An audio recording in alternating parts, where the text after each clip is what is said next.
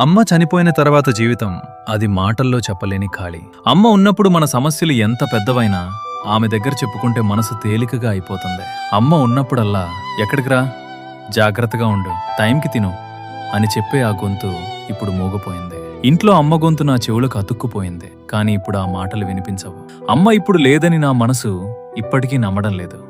అమ్మ లేదు అనే నిజం మనసులోనే మిగిలిపోతుంది. బయట ప్రపంచం ముందు మనము బలంగా కనిపిస్తాం.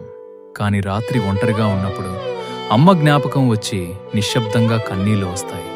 కొన్నిసార్లు అనిపిస్తుంది ఇప్పుడే తలుపు తెరిచి ఏమయ్యా వచ్చావా అని అమ్మ పిలుస్తుందేమో అని.